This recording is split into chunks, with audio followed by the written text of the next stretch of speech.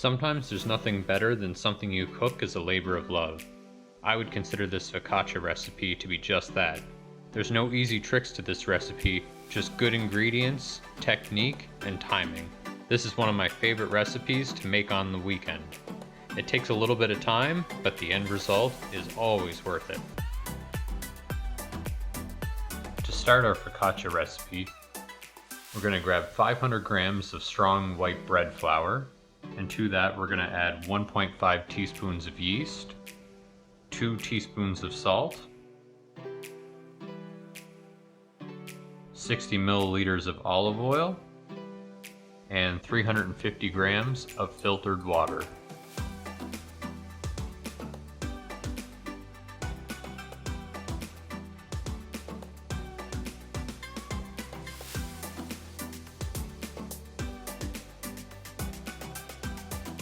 Then you're going to combine all ingredients together with a spatula or a dough scraper. And you'll notice that this dough is pretty wet. So what I do is take it out of the bowl and just fold it on itself a few times and knead it for about 20 or 30 seconds. Then I start the slap and fold technique. Some people may have already seen this. It's kind of a French method of making bread, in which you essentially pick up the dough, slap it down on the counter, stretch it out as you hit the counter. And after you do it enough times, the dough eventually starts to come together, and you'll notice how stretchy the dough is here at the end. So once I've worked it and it really starts to come together, what I'll do is lightly dust the top of it, stretch it on itself, and then I'm going to put it in a bowl and let it rest for about 30 minutes to an hour. Preheat the oven to 475 degrees Fahrenheit. This is to get the oven nice and hot before you bake it. The actual baking temperature will be 425 degrees Fahrenheit.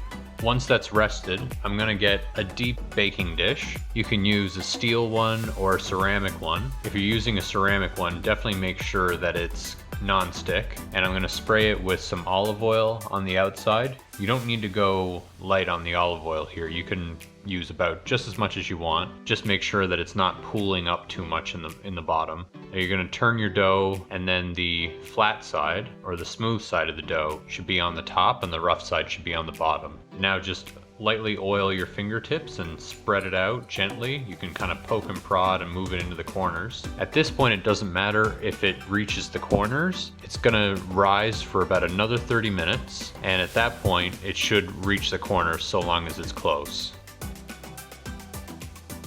While that's rising, we're gonna get together our herb oil, and this time I'm just gonna use some rosemary along with some olive oil, and just roughly chop up some fresh rosemary and add to that anywhere from about a quarter to a half a cup of olive oil.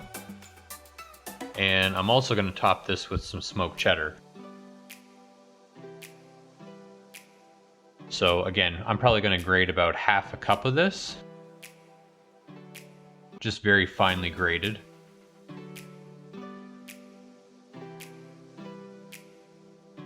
Now after the dough's risen from anywhere from 30 minutes to an hour, we're going to take it out and coat it with the olive oil and rosemary. Make sure you get all the rosemary out of there. And then you can kind of eyeball how much oil you want to put on your focaccia. As you can see, there's enough oil on this that it'll start to make little pools in the dough, and that's about how much you want. And then you're going to poke your fingers evenly as best you can throughout the dough. And then I'm going to sprinkle on the smoked cheddar. Those pockets of oil will bake up beautifully in the oven. Now we're going to let this rise again for another 30 minutes. Turn the oven down to 425 degrees Fahrenheit before placing it into the oven. Bake for 25 to 30 minutes. If you didn't put enough olive oil in the bottom of the pan, it might stick a little bit. Mine stuck a little bit this time, so I would add just a little more olive oil than you saw me add to the bottom of the pan. And then once it's cooled for about 30 to 40 minutes, you can cut it up into pieces. I really hope that you enjoyed this video. This is one of my favorite recipes to make, especially on a weekend. Please like and subscribe if you want to see more content like this.